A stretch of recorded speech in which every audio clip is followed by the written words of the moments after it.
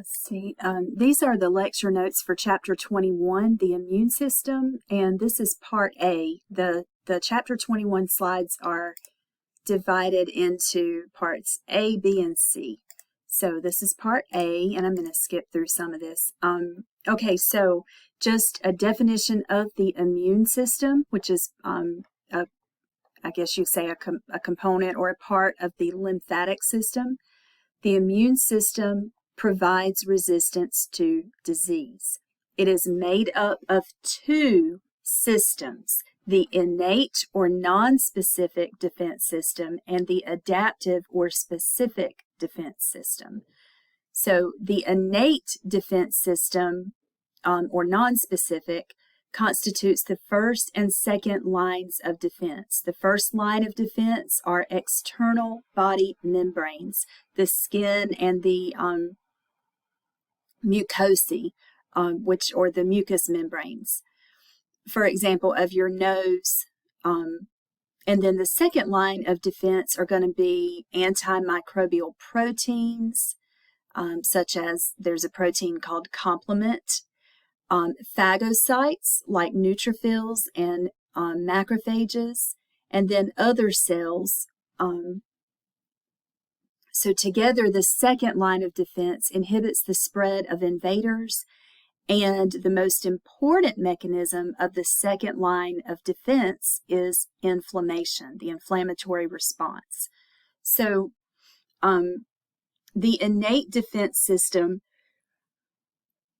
protects us from any potential pathogen or any foreign invader, whereas the specific or adaptive defense system is going to protect us against a specific pathogen, a specific foreign substance.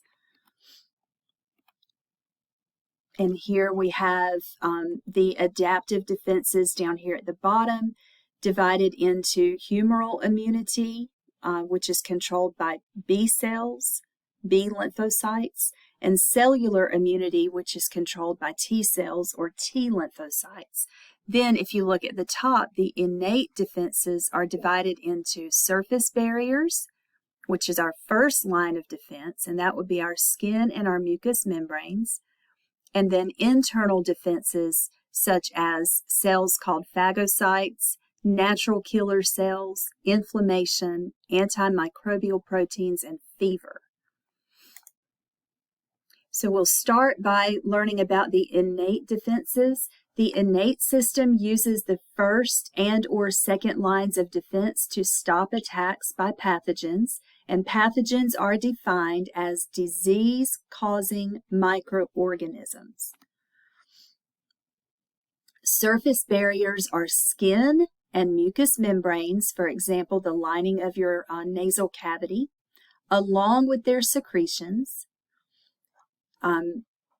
They provide a physical barrier to most microorganisms. The skin cells are filled with keratin, which is resistant to weak acids and bases, bacterial enzymes, and toxins. And that protects our skin from these secretions that help to control pathogens from entering. Then we have the mucosae, which are mucous membranes, which provide similar mechanical barriers. The skin and mucous membranes produce protective chemicals that either inhibit or destroy microbes. For example, acid, the skin has an acidic pH, and some mucus secretions are acidic, like the secretions of the vagina. And these acidic secretions inhibit the growth of microbes. Then we have enzymes like lysozyme, which is released in our saliva, respiratory mucus, and lacrimal fluid, or the fluid in our tears. And so lysozyme kills many microbes, and then there are enzymes in the stomach that kill many microbes. There is mucin, which is the sticky mucus that lines the digestive and respiratory tract, and what that does is trap microorganisms. Then we have defensins, which are antimicrobial peptides. And then other chemicals, the lipids that are found in sebum or oil secretions, and dermacetin, which is found in sweat. They are toxic to some bacteria. Now, the respiratory system also has modifications to stop pathogens. One is mucus. Mucus-coated hairs in the nose or nasal cavity trap inhaled particles. And then the upper respiratory tract is lined, the cells of the upper respiratory tract are lined with cilia, which are little hairs that sweep dust and bacteria trapped in mucus up toward our mouth. And that way we cough and of course, either whatever we cough up, we either spit it out or we swallow it, and our digestive tract, our stomach, will kill the microorganisms. Okay, then we have surface barriers. When they are breached by nicks or cuts, trigger the second line of defense that protects our deeper tissues. So when surface barriers are breached, and this is a table that goes through most of what we just talked about, but I do want you to look at gastric juice, which is the liquid that's found inside the stomach. Gastric juice contains hydrochloric acid and protein digesting enzymes like pepsin. And the acid and the pepsin destroy pathogens in the stomach.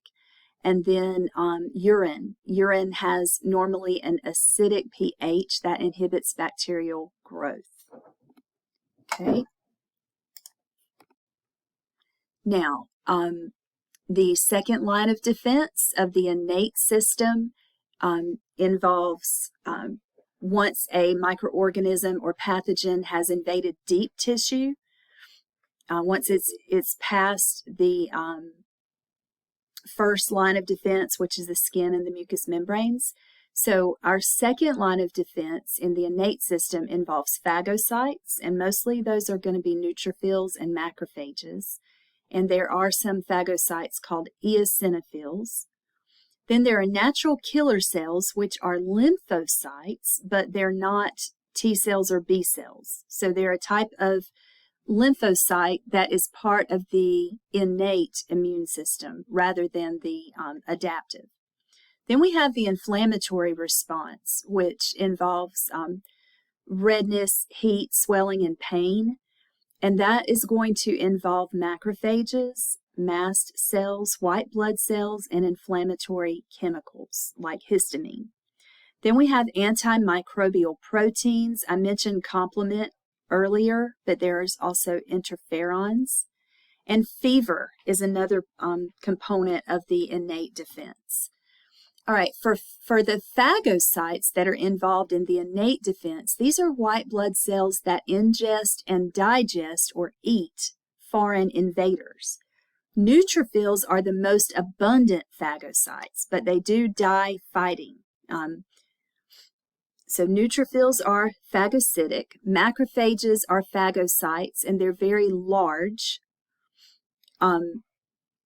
We have free macrophages that wander through tissue spaces, and we have fixed macrophages that permanently reside in some organs, like the liver and the brain. So here's a macrophage shown in an electron microscope, thousands of times larger, but you can see that it has engulfed several of these little green bacteria. All right, so phagocytes carry out phagocytosis, which means that they engulf microorganisms.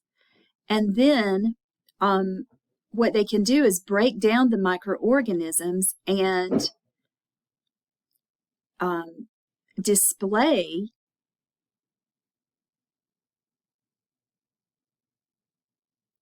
part of those microorganisms on their surface. So this process called opsonization is when the immune system uses antibodies or complement proteins as opsonins that coat pathogens. And what these opsonins do is act as handles for phagocytes to grab onto. So opsonization enhances phagocytosis. When our immune system coats, and this is one area where the innate and the adaptive immune response kind of overlap, because antibodies are produced by B cells, which are part of the adaptive immune response. But opsonization is when our immune system coats pathogens with either complement or antibodies. And these will enhance phagocytosis, make it easier for phagocytes to engulf microorganisms. This is the process of phagocytosis. What you can see here is it looks like this purple cell is a macrophage. It says the phagocyte adheres to pathogens or debris using receptors. Sorry about my phone. And then step 2, the phagocyte forms pseudopods. That's these called false feet, these little extensions here, that eventually engulf the particles, forming a phagosome. And this phagosome is a vesicle that has engulfed, here we have 2 bacteria. Step 3 is a lysosome fuses with the phagosome. That forms a phagolysosome. And the acids and enzymes from the lysosome now are going to break down the bacteria. Step 4, toxic compounds and lysosomal enzymes destroy the pathogens inside of the vesicle.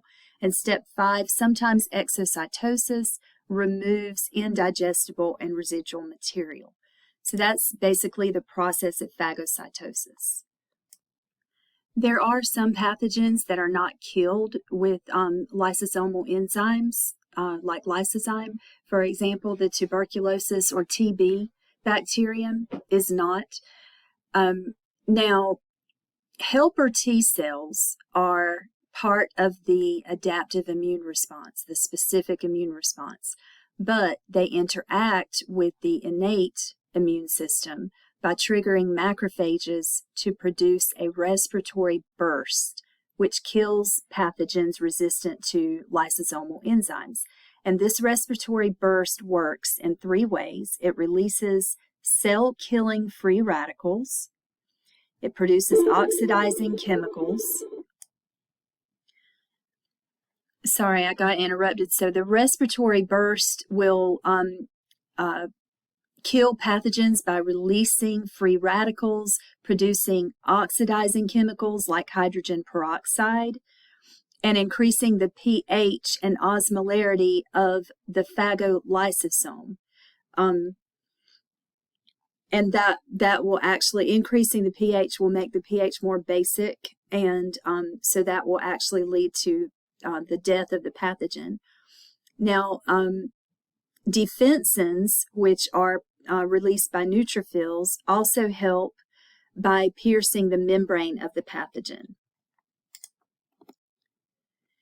And natural killer cells, or NK cells, are lymphocytes, but they're not part of the adaptive immune response or specific immune response like the T cells and the B cells.